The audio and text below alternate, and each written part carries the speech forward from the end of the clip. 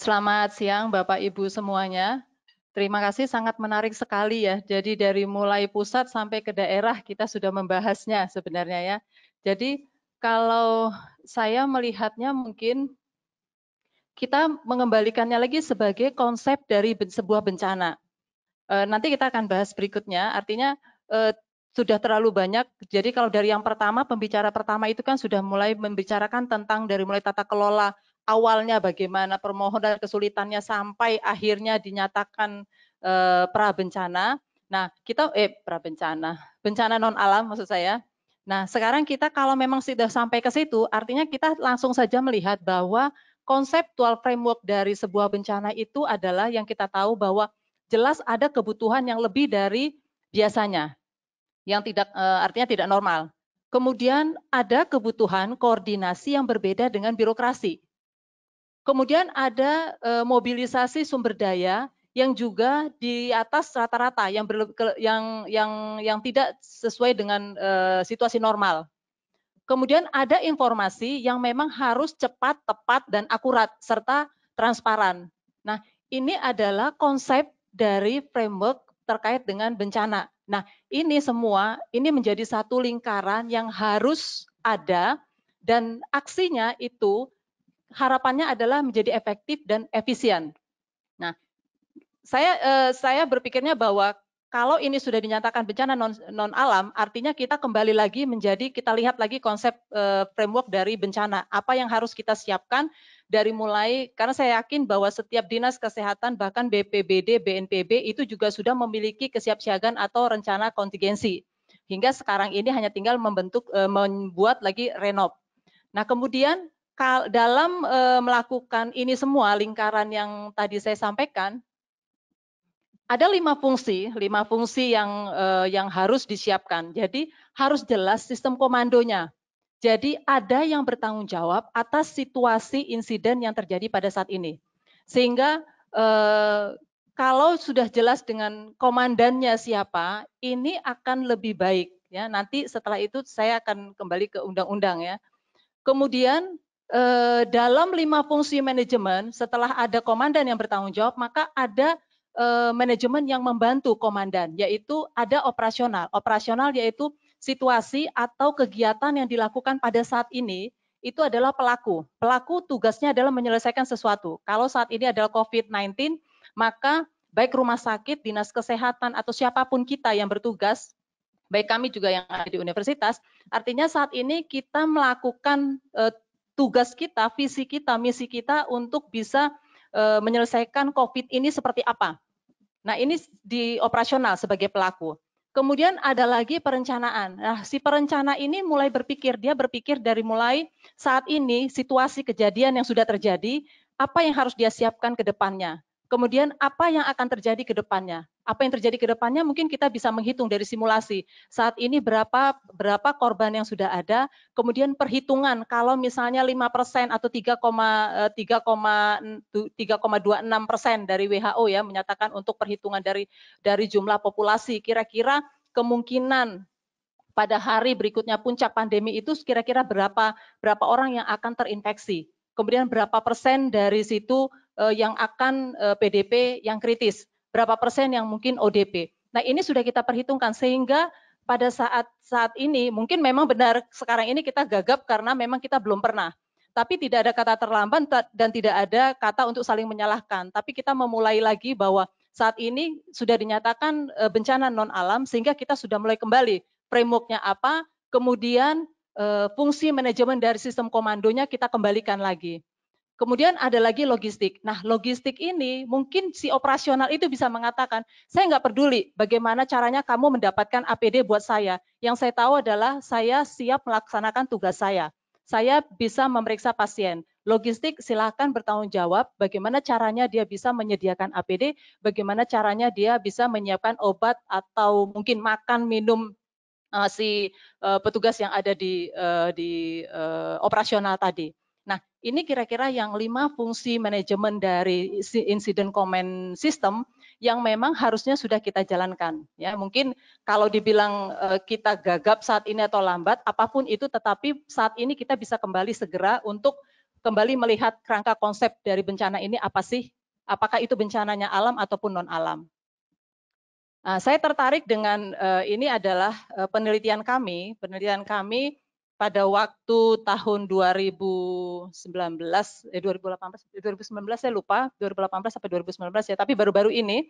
Nah, pada waktu itu kami meneliti tentang antraks dan difteri. Nah, kalau kita melihat dari ini memang kerangka, silahkan apakah ini memang nantinya akan karena ini memang belum kami publikasikan, tapi ini memang rencana akan kami publikasikan. Nanti silahkan, ini hanya kerangka saja. Silahkan Bapak Ibu nanti apakah menyetujui dengan ini atau tidak, tidak masalah. Tetapi yang mau kami sampaikan di sini adalah bahwa dalam bencana itu ada teori bencana. Teori bencana dari mulai ancaman sampai kepada bencana, kita tahu apa yang harus kita siapkan. Ini kalau bencana alam. Ya, sekarang kita berbicara misalnya bencana COVID-19. Apakah ada perbedaan antara teori bencana COVID-19 dengan bencana gempa bumi? Kemudian kalau dalam Undang-Undang 24 ada 3 prabencana, bencana, kemudian pemulihan. Ini sengaja kita bedakan warnanya supaya kelihatan bahwa pada teori bencana, jika tidak ada kerusakan struktur, kerusakan fungsi, atau kegawat daruratan publik, maka tidak akan terjadi bencana. Selama itu bencana hanya sampai kepada kerusakan struktur dan tidak ada penurunan fungsi, artinya tidak ada pasien yang memenuhi rumah sakit sampai rumah sakit kewalahan, maka kita tidak sampai kepada kegawat daruratan publik. Tapi kalau sudah sampai menurunkan fungsi sebuah rumah sakit dan terjadi kegawatan daruratan publik, maka itu bisa menyebabkan terjadinya bencana. Kemudian kami melihat dari Inpres nomor 4 tahun 2019. Di dalam Inpres nomor 4 2019 itu menyatakan tentang instruksi Presiden ini langsung kepada menunjuk. Jadi artinya Menkes tugasnya ini, kemudian Menteri Luar Negeri, jadi hanya penunjukan terhadap masing-masing kementerian. Tetapi memang kita kalau melihat bahwa dalam situasi pencegahan dan deteksi, ini memang sudah ada dinyatakan, artinya sudah ada surveillance-nya, kemudian penelitian dan juga ada sistem peringatan dini. Kemudian respon manajemen darurat itu sudah juga dinyatakan, ya. Nah, siapa yang bertugas itu nanti ada di dalam Inpres nomor 4 Inpres nomor 4 itu adalah BNPB, ya, tetap kepada BNPB. Nah, kemudian di area 19 area JEE ini juga menyatakan bahwa dalam respon ini juga krisis kesehatan masuk di dalamnya, dan ini menariknya ini ada point of entry yang nantinya kita harapkan adalah kerjasama Kemenkes itu dengan KKP. Kemudian, nah yang pertama saya tertarik dengan Pak Fajril ya, Pak Fajril, bagaimana lamanya status penetapan status sehingga mungkin itu juga menyebabkan sehingga di daerah juga menjadi lebih lambat, ya. Padahal ini situasi sebenarnya gawat darurat dari awal. Kita dari mulai pertama melihat bahwa sudah dinyatakan epidemi dan beberapa negara sudah mulai, seharusnya kita memang sudah mulai siap-siap. Tapi kalau dilihat lagi dalam penetapan status dengan regulasi respon tanggap darurat, pada masa normal ini semua aktivitas didasarkan pada program, termasuk penganggaran. Jadi kalau misalnya dari pusat itu belum ada penyataan apapun, itu hanya sampai kepada kemarin masih epidemi, maka semua masing-masing masih di dalam programnya masing-masing situasi normal. Nah, pada saat dinyatakan KLB, ini juga masih kepada masing-masing program. Jadi masih Kemenkes, kemudian krisis kesehatan oleh pusat krisis sesuai dengan Permenkes nomor 75, sedangkan KLB sesuai dengan Permenkes nomor 1501 atau juga mungkin dengan undang-undang tadi nomor 6 tentang kekarantinaan, ini sudah ada semuanya. Nah, kemudian kalau misalnya sudah masuk ke dalam bencana, saat ini dinyatakan bencana non-alam, maka kita mungkin seharusnya kalau misalnya pada saat kemarin itu segera dinyatakan bahwa ini adalah bencana non-alam, maka kita balik bahwa bencana non-alam atau yang disebut dengan bencana kita lihat warna merah, ini sebagai pimpinannya kita kembalikan bahwa ini adalah BNPB. Jadi segala sesuatunya memang sudah dituliskan, baik Inpres nomor 4, baik di Undang-Undang nomor 24, dan penetapan status tanggap darurat, bahwa kalau itu sudah terjadi bencana, maka BNPB menjadi komandan dalam BNPB di nasional dan kemudian BPBD di daerah. Nah, kalau misalnya kita melihat bahwa saat ini adalah bencana non alam, misalnya virus corona, maka ini sudah terjadi kegawatan publik, sehingga karena terjadi kegawatan publik, maka dia sudah ditetapkan oleh Presiden sebagai bencana non alam. Nah, kalau sudah dinyatakan bencana non alam, maka kita balik lagi kepada yang di sini. Kita kembali lagi ke sini. Konseptual framework-nya seperti apa? Pasti akan ada kelebihan, kebutuhan, koordinasi, resource mobilization, kemudian informasi. Artinya kita tetap harus sistem komandonya yang kita utamakan pertama kali supaya jalan. Baik itu di bidangnya, baik itu BNPB, BPBD, maupun Dinas Kesehatan sampai kepada rumah sakit. Nah, saya tertarik dengan tingkat Dinas Kesehatan. Artinya dari Mas Danang ya tadi mengatakan bahwa memang kita selama ini bareng-bareng ya rapat ya bahwa sudah ada renov yang sudah disiapkan. Nah, kalau saat ini bencananya non alam, otomatis yang menjadi komandan dalam situasi ini BNPB, tetapi dibantu dengan Dinas Kesehatan. Jadi kedudukannya mungkin bisa, misalnya ketuanya BNPB, kemudian operasionalnya adalah Dinas Kesehatan, karena Dinas Kesehatan ada dengan rumah sakit ini menjadi pelaku di dalam operasional. Tetapi kalau di dalam kesehatan, maka komandannya adalah Dinas Kesehatan. Dinas Kesehatan menjadi komandan, kemudian rumah sakit ini menjadi bidang operasional. Tetapi di dalam gugus tugas daerah, maka yang menjadi komandan itu adalah wakil gubernur, kemudian yang menjadi operasionalnya adalah Dinas Kesehatan yang membawahi semua rumah sakit yang ada di daerah. Ya. Nah, kalau kita berbicara, ini adalah penelitian kami, jadi kalau apakah itu ketahanan kesehatan, Undang-Undang 24, ataupun Inpres nomor 4, ataupun klaster kesehatan, atau apapun namanya, ini semua akan sudah siap kalau Dinas Kesehatan, saya yakin semua Dinas Kesehatan sekarang ini sudah memiliki dokumen rencana penanggulangan bencana dan krisis kesehatan. Nah, kita tinggal mengaktifkan ini, apakah itu nanti menggunakan klaster ataukah menggunakan sistem komando atau apapun tidak masalah, tetapi yang jelas bahwa menggunakan ICS ataupun menggunakan klaster tidak masalah, atau kan gugus tugas atau apapun namanya, tetapi sistem komandonya yang perlu jalan.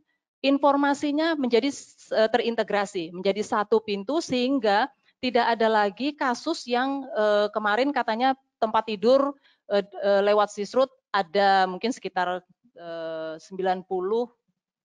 atau berapa ya kemarin saya lupa, itu masih ada tersisa. Tetapi kenyataannya masih ada pasien yang ingin dirujuk tetapi tidak mendapatkan, ditolak karena tidak bisa masuk ke beberapa rumah sakit. Sampai ada sekitar 23 rumah sakit dan rumah sakit ke-24 akhirnya kemudian kita menghubungi Sarjito langsung menelpon ke tempat orangnya dan itu langsung dibawa ke Sarjito. Artinya kalau data informasi kita menjadi satu terintegrasi, maka kita akan tahu tempat di mana rumah sakit yang saat ini ada yang bisa menerima pasien. Nah, mungkin dalam rumah sakit ini juga kalau contohnya dari DIY ada 27 rumah sakit, mungkin bisa kita buat leveling dalam artian ada rumah sakit yang langsung sudah ditunjuk. Jadi ada beberapa rumah sakit yang masuk dalam level 3. Level 3 itu dia sudah memiliki APD yang lengkap, kamar isolasi beberapa ya. Ini ada di buku kesiapsiagaan, nanti mungkin bisa dibaca sendiri. Itu sudah masuk di dalamnya, leveling tingkat 3. Nah, ini bisa ditetapkan sehingga PDP atau pasien yang dengan kritis yang perlu ventilator itu masuk kepada leveling kelas 3. Kemudian yang leveling 2 mungkin bisa ditunjuk lagi rumah sakit mana yang memang sudah siap APD-nya terkait dengan kesiapan APD tingkat 2-nya, leveling tingkat 2 yang bisa ditunjuk sehingga nanti pasien-pasien yang non ventilator tetapi juga yang sudah PDP ini masuk ke leveling tingkat 2. Sementara yang rumah sakit leveling tingkat 1 yang memang APD-nya mungkin hanya masker, kemudian sarung tangan dan lain-lain yang dibutuhkan sebagai triase dan screening ini masuk kepada leveling tingkat 1. Sehingga rumah sakit yang tidak masuk dalam sistem rujukan ini bisa masuk di level 1 atau di luar dari level 1 tetapi dia hanya screening dan triase. Nah, sehingga masyarakat yang mungkin saat ini pengen misalnya mengambil obat rutin, DM, hipertensi atau yang lainnya, itu tidak lagi khawatir karena dia yakin bahwa rumah sakit yang dia tuju itu tidak menerima pasien COVID. Nah, mungkin kira-kira kalau kita melihat levelingnya seperti itu. Baik, mungkin hanya itu saja sepertinya dari saya. Nah, kalau kita melihat dari distribusi APD, mungkin ada sedikit dari distribusi APD. Tadi yang sudah saya sampaikan bahwa kita melihat simulasinya, artinya rumah sakit maupun dinas kesehatan ataupun BPBD ini sudah mulai menghitung kira-kira kemungkinan kebutuhan untuk APD ini seberapa banyak. Sehingga pada saat distribusi kita tidak hanya mendistribusikan sesuai dengan bahwa saat ini kami membutuhkan sekian yang ada saat ini pasiennya. Jadi kita tidak lagi melihat hanya 1 minggu, tapi kita sudah menyiapkan mungkin 2 minggu, 3 minggu ke depan dengan posisi yang memperkirakan puncak epideminya kapan situasinya. Jadi mungkin ini saya tutup dengan Hospital Course ICS ya, Incident Command System itu mengatakan bahwa problem atau masalah pada respon itu lebih banyak bukan karena kita kekurangan APD atau apapun, tetapi lebih banyak kepada inadequate management. Terima kasih. Baik, terima kasih Dr. Bella atas penjelasannya. Baiklah Bapak dan Ibu sekalian, tadi sudah kita dengar seluruh paparan dari para pembicara mengenai tata kelola dari pusat hingga dan berdampak ke pemerintah daerah dan juga mengenai tata kelola di rumah sakit dan beberapa pengetahuan dari konseptual bencana yang mengharuskan untuk menguatkan sistem komandan.